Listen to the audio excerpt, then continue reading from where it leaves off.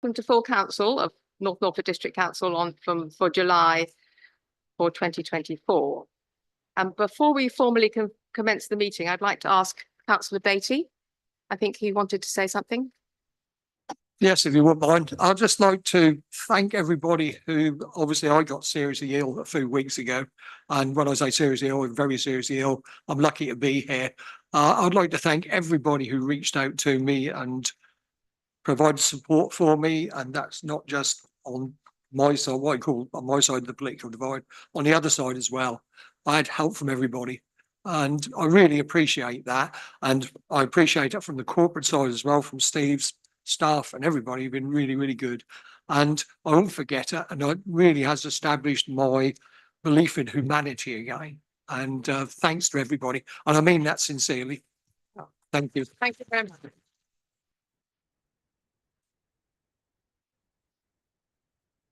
Thank you. Right, do we have any apologies for absence? Thank you, Chairman. Apologies for absence have been received from Councillor Phil Bailey, Councillor Sarah Butakofa, Councillor Nigel Halsden, Councillor Luke Patterson, Councillor Saul Penfold, Councillor Jeremy Punchard and Councillor Richard Sims. Thank you. Right. Can we confirm the minutes of the annual general meeting, please? Page. Does anybody have any substantive comments? I assume you've read them. Should look at page 1, 2, 3, 4, 5. That's it. Is everyone happy they're correct record? The meeting, would someone like to propose them? Okay. And second? Lovely. So, did you get that, Lauren? Okay, thank you very much. Do we have any declarations of interest, members, on any of the items for discussion today? No? Okay. Do we have any items of urgent business? None received. Okay, thank you very much. Right. So now you get my communications.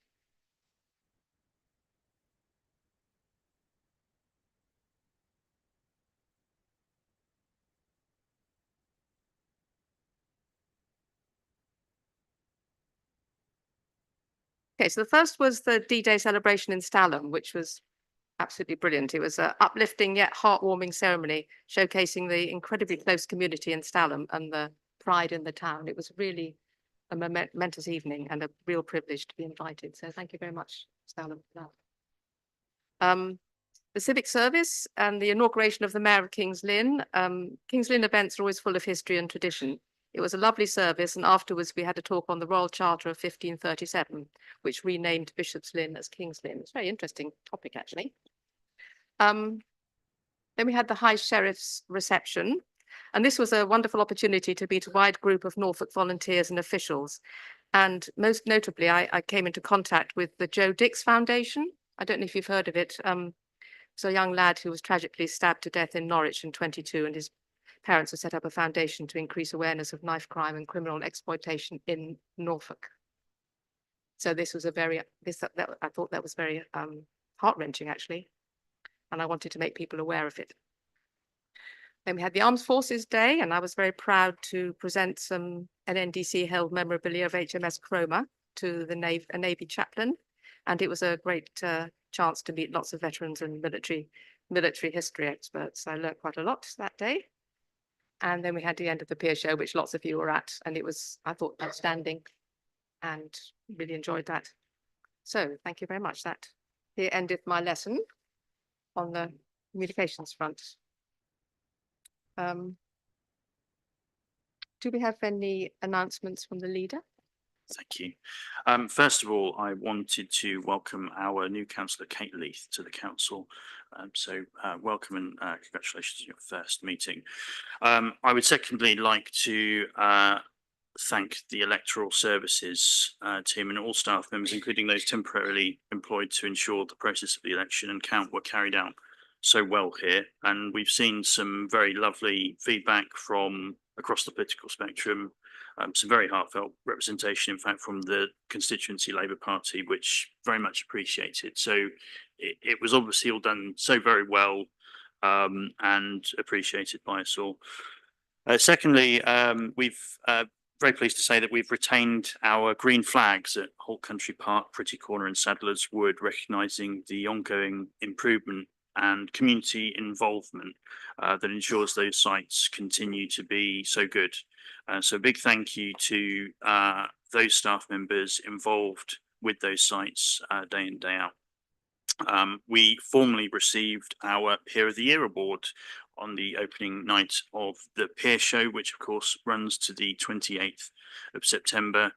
And that recognises certainly the work of our partners at Open Wide International, but also of our property services, leisure teams, in the context of so many others around the country struggling to maintain their peers. It's certainly a significant achievement, and we're certainly very grateful to the National Peer Society for their ongoing support and encouragement. Very recently, we hosted the Health Watch meeting on the future of Benjamin Court, which was chaired by Patrick Peel MBE, who you may not know, he was one of the founders of the East of England Air Ambulance. So very pleased that Health Watch and such representatives were giving this issue the recognition and attention that it deserves. And the representations by the council have been warmly welcomed by campaigners, former patients and their families. And we've also recently written to the newly appointed Secretary of State for Health and Social Care, Wes Streeting, addressing the obvious opportunity that exists with this building to help alleviate the certain very real current pressures on the Norfolk and Norwich Hospital, and particularly in respect of delayed discharges or care, otherwise known as bed blocking. We will, of course, be publishing our response to the Health Watch consultation in due course on our website as well. We've certainly generally made it our business to set out our stall to the new government on topics, issues and opportunities in North Norfolk, and we will continue to do so in the coming weeks. Lastly, just wanted to take an opportunity to encourage members of the council to have a break from politics, enjoy time with their families and the various community events, some of which also taking place, as mentioned with Stalham recently, but the same also for council officers. Try and have a lovely summer holiday when you can. Thank you. Thank you very much. So we now go to item 8, which is appointments to committees, subcommittees, panels, forums and outside bodies. Tim, have you got something to say about this? There's a few here. Thank you, Chair. So changes as detailed to the terms of reference of the Norfolk Community Safety Partnership Scrutiny Sub-Panel have necessitated changes that are explained on the agenda. Councillor Paul Heinrich replaces Councillor Roy MacDonald as a full member of the Ovian Scrutiny Committee, and Roy remains a substitute member. And the Integrated Care Partnership, I've got that right, haven't I? Councillor Wendy Fredericks will replace Councillor Jill Boyle as the substitute. And one where we need to take a vote, the Norfolk Records Committee, which is a county administered subcommittee. Councillor Liz Withington replaces Sol Penfold as representative, subject to us approving that. So I would just like to make that proposal if I can. Thank you. Okay, so you're proposing, do we have a seconder for that? Lovely. So shall we take a vote on that? Does everyone agree?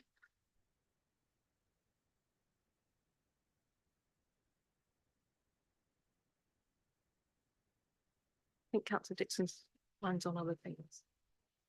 Okay, right. Thank you very much. That's unanimous. Lovely. Well done. Thank you very much indeed. Good. So that's all the changes, Tim, covered. That's correct. Yeah, Yep. unless I've missed anything, Chloe. Anyone knows about that, I don't. Thank you. Okay, lovely. So now we come on to the portfolio reports, and I'm assuming everyone's read them. They're excellent, and thank you very much indeed to everybody who put them together. And so we can go straight to questions. So we've got half an hour for questions. And who would like to go?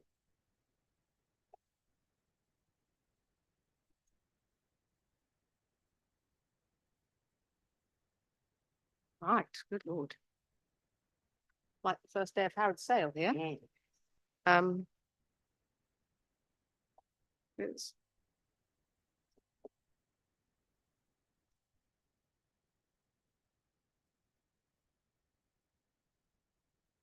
okay, I hope I've got you all. My trusty assistants will tell me if I haven't. Okay, I think Tom, you had your hand up first. Councillor. Right, thank you, Madam Chairman. I'm not quite sure who to address this to, but can I do it through the leader perhaps? Like many other councillors in the area, I have constant complaints about the continuing problem of the long-term scaffold in Norwich Street in Fakenham. Complaints I get, both as a district councillor, where people from my village go in for the weekly market, are that other than market day, when that road is pedestrian only, it's a dangerous road. Norwich Street, people have to step onto the road at risk from cars. There's a hoarding around the building, making it a blind spot. It looks a mess. We were told it was going to be open to pedestrians. So first part of the question is why it's not happened, but I get continual complaints from people on mobility scooters, how dangerous it is for them to have to pull into the traffic. Does anyone actually care about that? But also, why is this Grade 2 historic building, we were now 5 years into it, it's held up by a scaffold.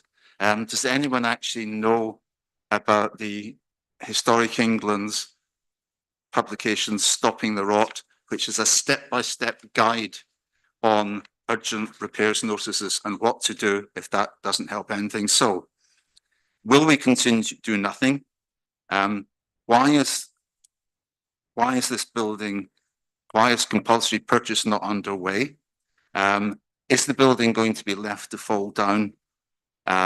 Because unless something happens soon, will this council do something to arrest the problem in the heart? Could you limit it, Councillor, Right, okay. to one question and one All right, supplementary question? So can you just summarise those for the benefit? of the Okay, board? summarise it. Okay, we're 5 years on. The building is still derelict. It's impossible to pass.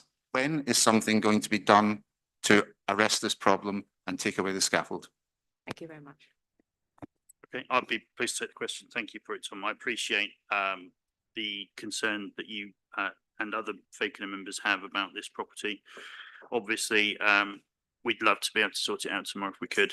But first of all, the obvious, it's not our property. So it would be a bit like me saying to you, Mrs. Chairman, we don't like the state of your property. We're going to come and sort it out. But obviously, clearly that isn't appropriate. However, there has been an agreement in terms of the scaffold and what will happen there. So very shortly, the access will be improved. There are some questions about the structural impact of removing the scaffold, so that has to be resolved. It's not just the access. Obviously, there's been the issue of pigeons as well, which Tom didn't mention, but we're all aware of. In terms of the compulsory purchase question, obviously we've discussed this a few times before.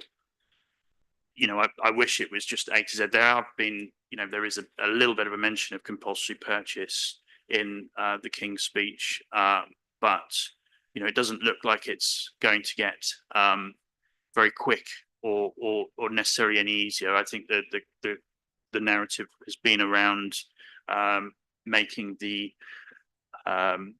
obligations for the local authorities to pay compensation a bit lower, but we'll obviously wait and see what happens there. We would all, I think, as local authorities, love to see the compulsory purchase process speeded up and made easier to resolve long-standing issues such as this. But you have to go through a process, and we can't go from A to Z straight away. So following the scaffold, conversations continue with the landowner, the owner of the property, and we will consider any and all options in respect of that in future if we have to, including compulsory purchase. That said, obviously you've mentioned improvement notices as well, and among other routes that we have to exhaust and demonstrate that we have done so, that may be one of them. Thank you. Thank you. Councillor Fitzpatrick, do you have a follow-up question? Yeah, thank you. Thanks for that answer. But obviously it's a dangerous structure, and presumably a dangerous building notice has been served, and it's a fairly fast process after that. And to my knowledge, in the past 20 years, when appeals against that's been done, moving on to compulsory purchase, only I think 6 right throughout England have failed. But have we followed the guidance laid down by Historic England to preserve our heritage and do it quickly, because 5 years is too long? So just to first of all say it's not a dangerous structure. It's not immediately likely to fall down. There were obviously works in respect of that several years ago in respect to the immediate dangers of the property. You know, it's got to that point, but the dialogue continues with the property owner, and you know, we will continue to do this. And you're very welcome to have a meeting with officers or a regular update from officers as you wish to on the discussions. Obviously, it wouldn't be appropriate to discuss every aspect within this setting, but it's certainly on our radar among various other things in Fakenham. Thank you. Thank you very much. And Councillor Vickers, you're out of turn, but do you particularly want to speak now? I do, because I'm picking up on the theme started by my colleague, Councillor Fitzpatrick. There's absolutely no reason why this should proceed at a glacial pace. You know, some time ago, I urged officers to seek independent outside legal advice Yes. to establish. Excuse me, Councillor Vickers, we're taking questions, not Yes, statements. So Madam could Chairman, you? if you allow me, I will get to the question, but I have to set the scene first. So I asked officers to take independent legal advice to establish the rights and responsibilities. Who are the freeholders? Who are the leaseholders? What are their rights and responsibilities? What are the options for the council to resolve this issue? When I asked them for a copy of the legal advice, none had they received. So my question is, Madam Chairman, will Councillor Adams justify my continued faith in his administration, which is very stirred but not entirely shaken, by getting independent legal advice to officers quickly to allow them to do their jobs and consider that advice himself along with his administration and bring the options to his September cabinet, and please, please, please just make a decision. Thank you. I'm sorry, we've been through this discussion a lot. There's not a decision to be made before. We're not talking here about rights or obligations of the leaseholders. We've certainly pushed back on that very firmly. It's not fair to be discussing that within this setting. There is no decision to be made immediately. That said, where we need the resources to move this forward, the Cabinet will consider that very positively. It's certainly, you know, among a number of problem empty, long-term empty buildings in the district. We're all familiar about the issues with the Shannocks in Sheringham. This is an issue that has been present for a long time in Fakenham. We'll do all we can to get through all of the stop gaps, but it's not straightforward. And I wouldn't want anyone to present it as such, because and members know that. They certainly do. In terms of, I think there was a specific question about legal advice, where we require independent external legal advice, we will get it. We obviously have an in-house team here at the District Council who've certainly advised us on such processes before. But you, Councillor Vickers, are aware of what's going on. You've had updates from relevant directors of the council, and you're very welcome to have that again. Thank you. Okay. Yes, I would like to come back on that, because to me that just sounds like a lot of waffle. I mean, independent legal advice has been sought by officers. I have met officers, they've told me that. Please give them the tools they need to do their job properly. and stop sort of filibustering around Right, you know, okay. your Can we political move on, disin- That's please? enough. Because this isn't a question. This is just an attack, and it's pretty low to be honest. If officers ask anything of me in terms of resources, we will have the conversation. But that's not necessarily the position we're in. There is time and resources being put into this issue, but as you well know, with this and in other cases, it's not possible. We're not moving at a glacial speed. We're doing everything we can, but you can't go through every step of this process in one go. Thank you. Thank you very much. Councillor Toy, Kim Toy.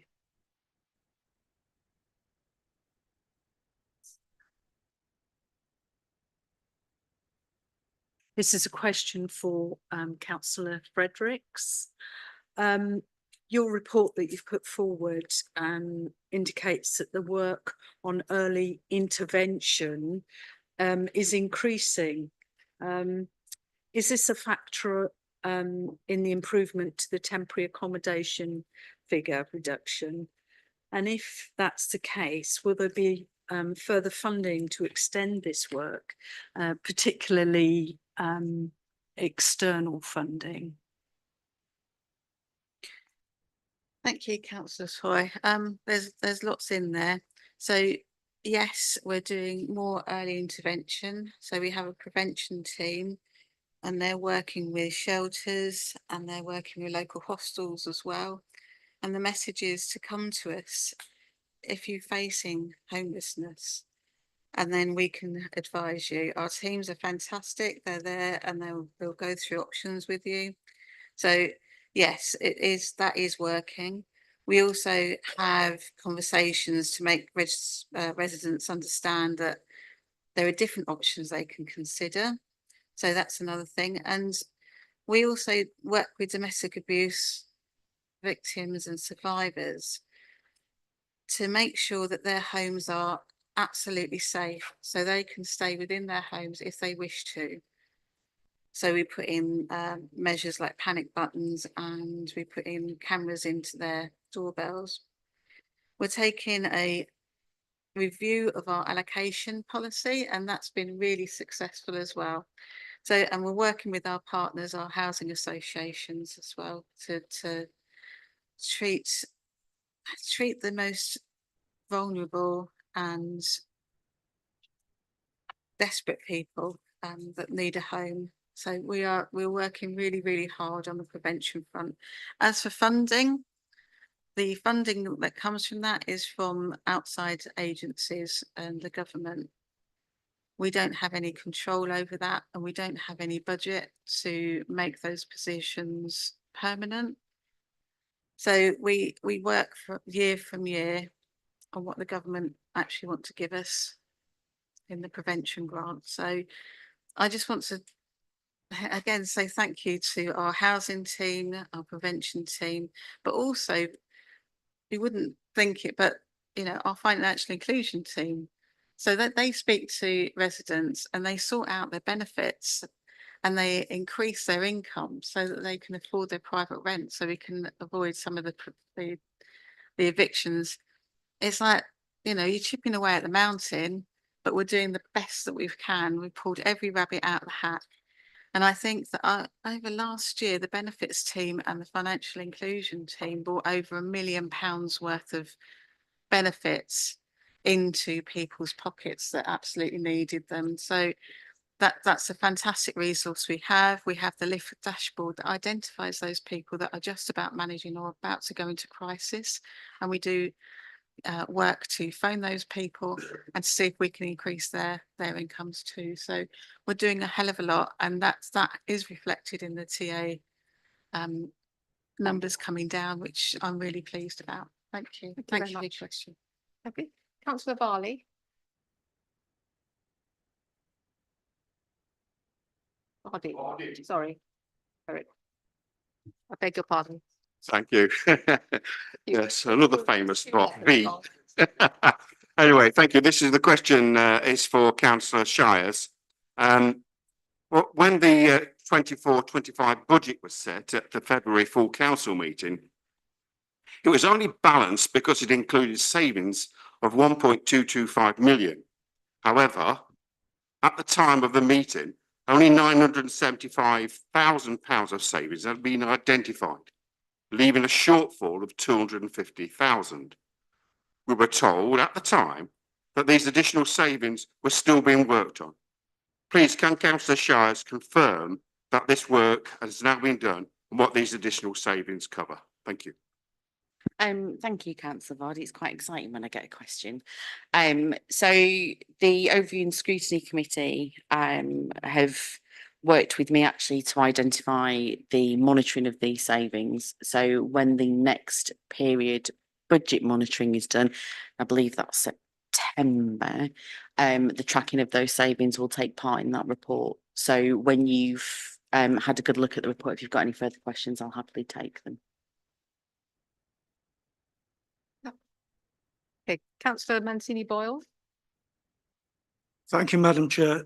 My question is a short question to Councillor Varley. I think he's heard it before, but anyway. We have still not seen any costings and timelines regarding your net zero targets. Please, can you confirm when you will publish these? Thank you for your question. I always love receiving a question from you, Councillor. Can you just rephrase your question, please? I don't fully understand it. Quite happy to.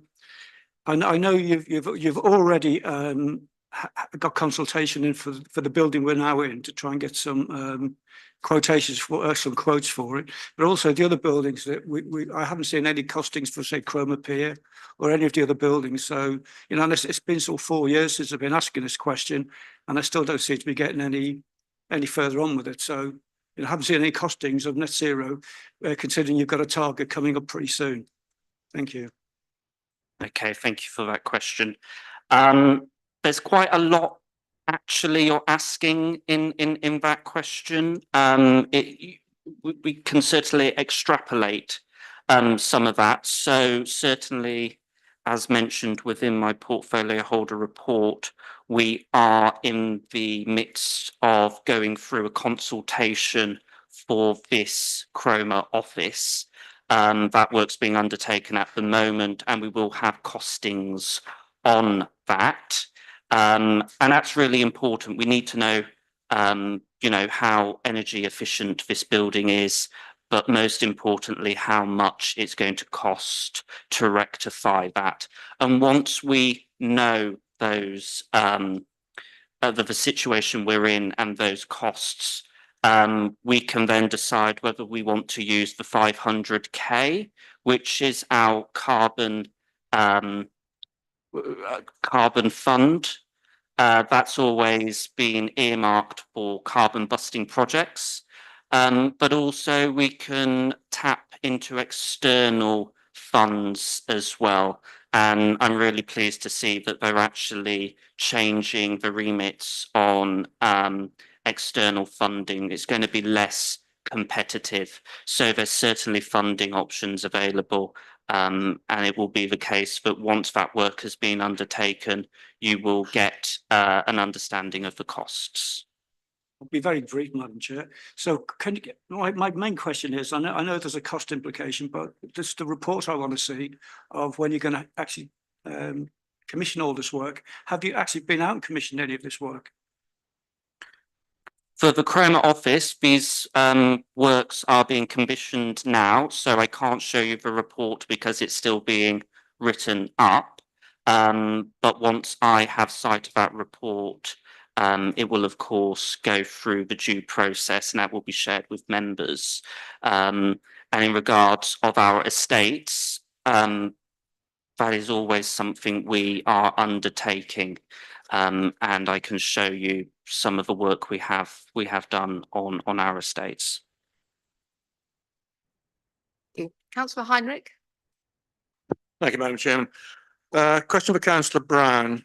Understand that we've now received the long promised letter from the local planning inspector. Are you able to inform members of any issues that the inspector has identified that we need to deal with? Thank you. Thank you, Councillor. Good evening, everybody, for your question.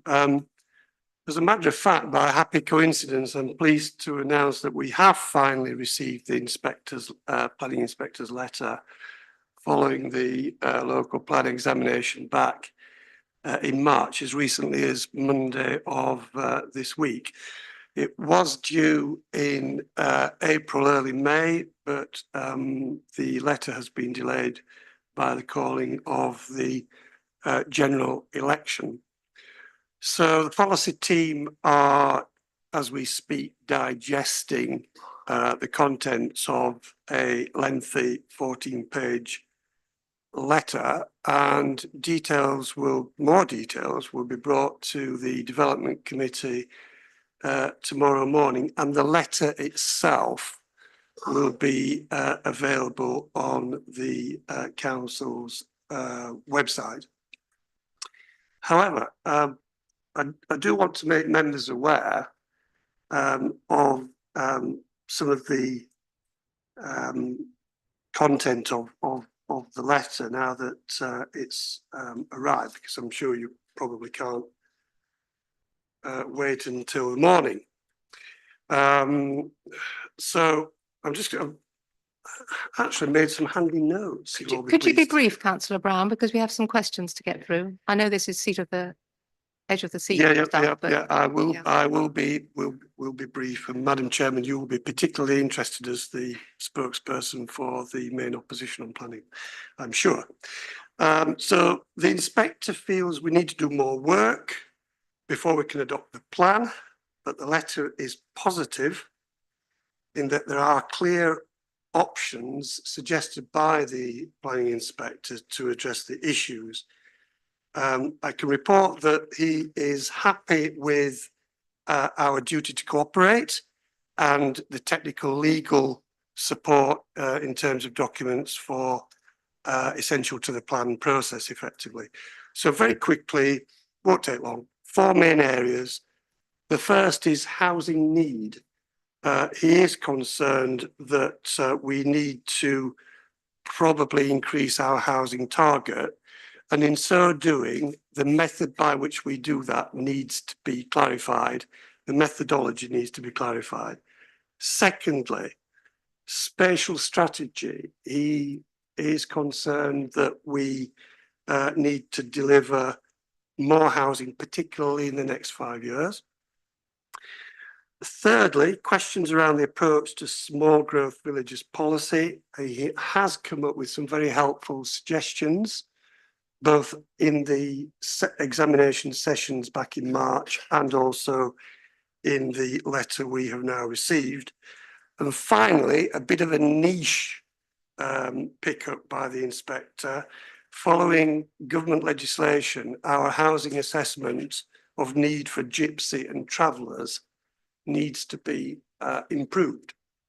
So we will be looking at that. We will need specialist advice on it, and we will obtain it. So I'll be working with my team to address the issues raised by the inspector, present findings and options to members, and we will then consult with members further. So in summary, so we're getting to minutes We're getting now. to the end. We're getting to the end, I promise, because I like to deliver on my promises, Madam Chairman, Let's move on.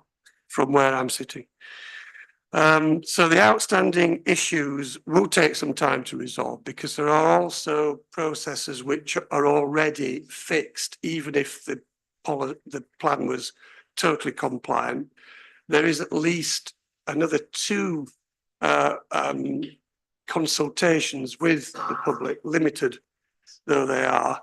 So I remain fully committed to getting our plan out for the future of the district and adopted. And be no doubt, I will not allow this letter from the inspector to, or any proposals by the new government at Westminster to derail our plan, because it's far too important for our district to allow that to happen. And I thank you for your indulgence, members. Thank you That's very all, much. Madam Chairman. Thank you, Councillor Brown. Is that sufficient, Councillor Heinrich? Thank you, Madam Chairman. It is. Yes, lovely. Councillor Cushing.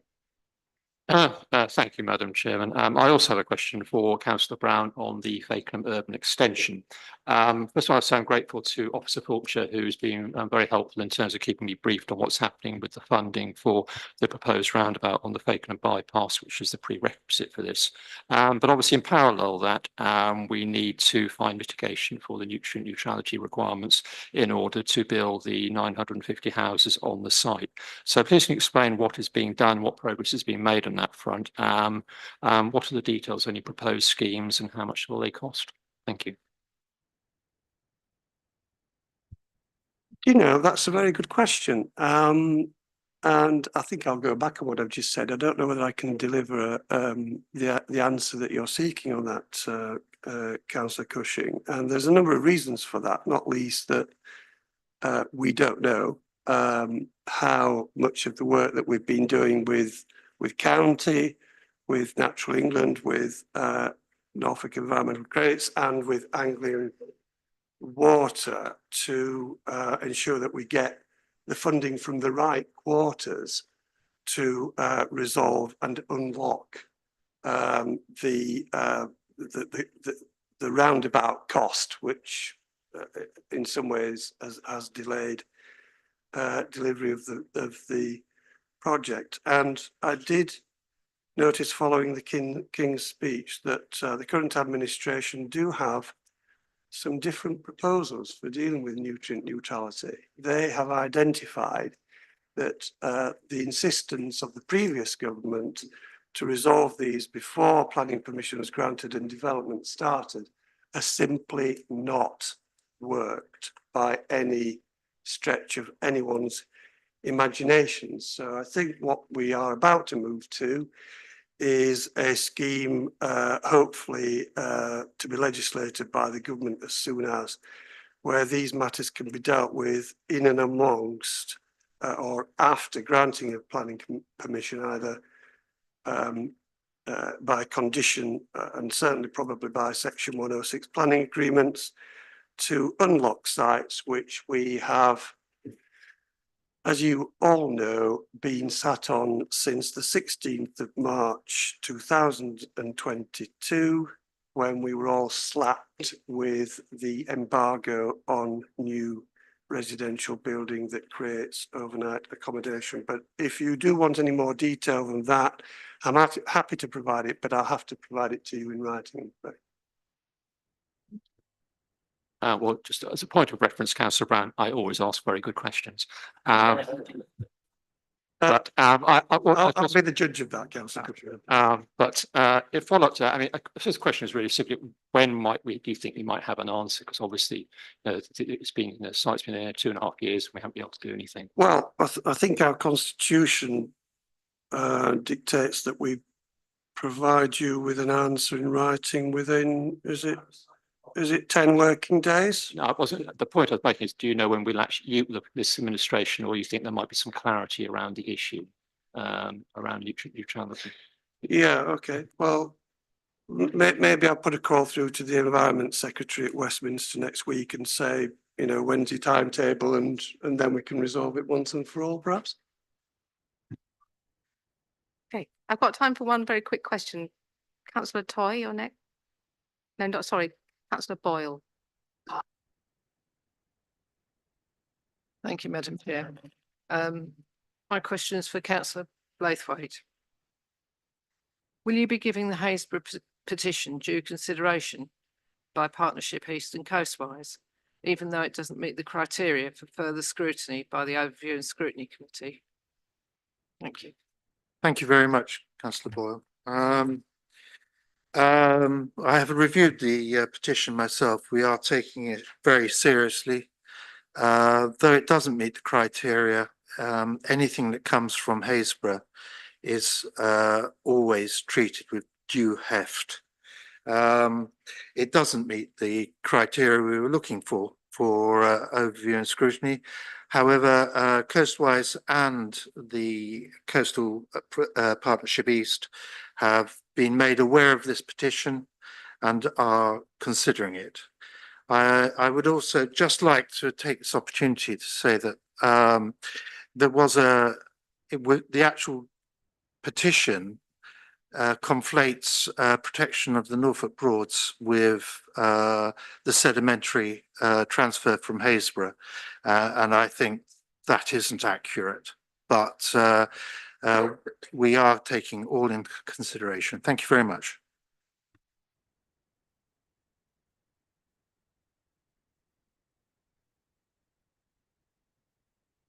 That's 30 minutes for portfolio questions. Thank you very much indeed. Okay, item number 10, which is the review of political balance and the allocation of seats to committees. Tim, are you taking this one? The detail for this chapter is on page 67 Yeah, for your reference. that's correct. It doesn't have my name stamped on it, but I'm quite happy just to say that this report obviously is familiar to most of you after there's been any changes in the political balance.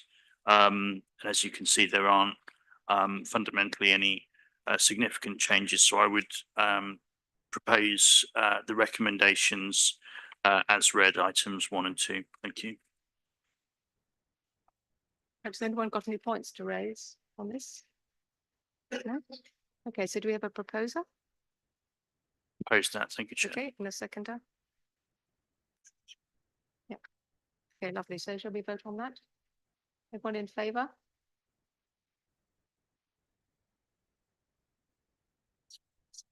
Very much indeed.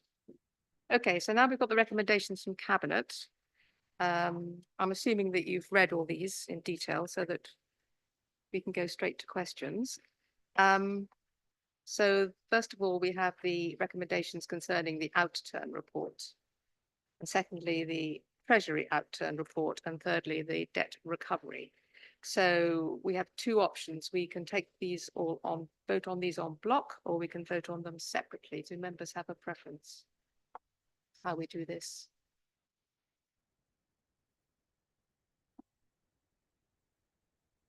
I was simply going to, present as read, and that it's an accurate representation of the recommendations from the Cabinet Committee, and propose the recommendations thereof. Thank you. Forgive me, Lucy. Councillor Shazi, I should have asked you to present it. No, don't worry about it. The leader's done a very good job in the simplicity of it. I'm happy to take them on block. Okay. Is everyone happy with that? Take the votes in en bloc. Has anybody got any questions before we move to the vote about either the outturn report or the Treasury outturn report or the debt recovery? Councillor Cushing? Thank you, Madam Chairman. If I could refer Councillor Shires, please, to page 82 of the report. It states there that the income for Serco performance failures of 572,000. Does that sum surprise you? And I hope we're not factoring in sort of before that sort of sum of money going forward in order to help balance the books. And also, could you explain what the innovation fund will be used for? I think that question would be best directed to the portfolio holder, so I'll hand over to Councillor. Yeah, I'm happy to outline what I know on this one. So the innovation fund essentially would be it's if we have performance for failure deductions, money that comes back to us, it wouldn't be like a general slush fund that we can spread around the council. It has got to be used very specifically for innovations on the contract. So to give an example of what that might be, it might be some measures that we would use to improve carbon reduction, for example. It might be under other innovations which might help on the contract. So I think that it might be improvements on cleaning or any other sorts of thing like that. So I suppose I haven't got a specific answer on what that would be spent on, other than it has to remain within the improvements for that particular contract. Is that okay? That's just for last year. I mean, on the current year, we obviously took £570,000 from Serco last year. Is a view that is that sum going to be likely to be somewhat less this year? Has performance improved? It's probably too early to say on that front. I'd expect it probably would be lower than that this year. But it's a joint contract with 3 councils, so it will depend on how the other councils perform as well. There is a cap on that. But at the moment, that will, as I say, that will depend on how the performance goes across the year and across the three councils. Okay, thank you. Any further questions from members? No? So do discuss. So do we have a proposer then to accept these recommendations? So Adams, do you have a seconder? Right. Thank you very much indeed. Again, can we all vote, please? Do we accept the recommendations?